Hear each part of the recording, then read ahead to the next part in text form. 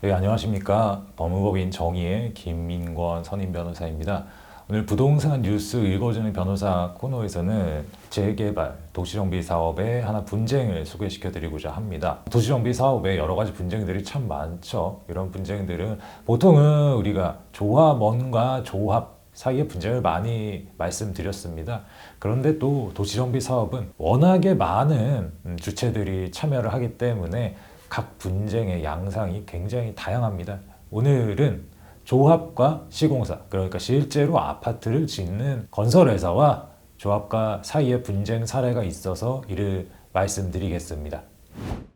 한 건설사가 서초구의 재건축 조합을 상대로 시공사 지위 확인의 소를 제기했습니다. 시공사 지위 확인의 소란 무엇이냐? 쉽게 말씀드리면 조합 총회에서 시공사 바꾸자, 이제 더 이상 시공사 아니다라고 결의를 했는데 이 한 건설사는 받아들일 수 없다. 우리가 계속적인 시공사다라는 걸 주장을 한 거고 이걸 법원의 판결을 통해 확인을 받고자 한 겁니다. 여기에서 건설사는 그런 주장을 했습니다.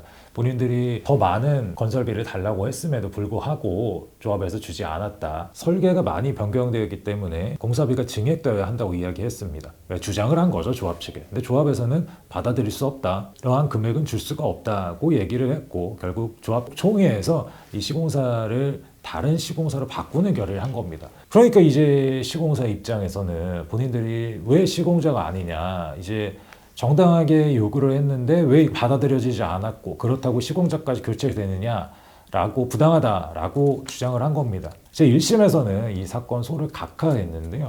서울고등법원, 그러니까 항소심에서 다르게 판단을 했습니다. 결국 시공사가 조합으로부터 시공사 지위가 확인이 된다라는 내용의 판결이 선고되었습니다.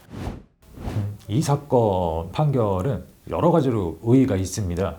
지금까지 도시정비 사업에서는 총회가 매우 중요하다라고 여러 번 말씀을 드렸습니다. 조합처럼 여러 사람이 모여있는 단체에서는 총회에서 결의가 이루어지면 뭐 어떤 것도 가능하다, 그렇게 이야기를 하고 생각을 했는데요.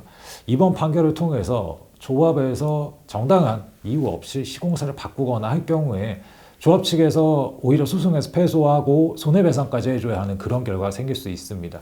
이제 큰 시공사들, 건설회사들 같은 경우에 여러 가지 뭐를 고려해서 조합을 상대로 소송을 제기하는 것은 좀 자제를 하는 경향이 있었다고 합니다. 그런데 이번 서울고등법원 판결을 통해서 이제 시공사도 정당하지 않은 뭐 시공사 교체라든지 아니면 시공사를 갑작스럽게 아니라고 한다든지 이러한 경우에 얼마든지 조합을 상대로 소송을 제기해서 자신들의 이익을 지키고 자신들의 권리를 지키고 자신들의 지위를 확인받을 수 있는 이런 선례가 만들어졌다, 이렇게 말씀을 드립니다. 저희가 앞에서 간단한 사실관계 그리고 결과, 의의에 대해서 말씀을 드렸습니다. 도시정비 사업은 많은 주체가 참여를 합니다. 이렇게 갈등이 없을 수가 없겠죠. 결국 갈등을 겪지 않는 것이 가장 좋기는 합니다.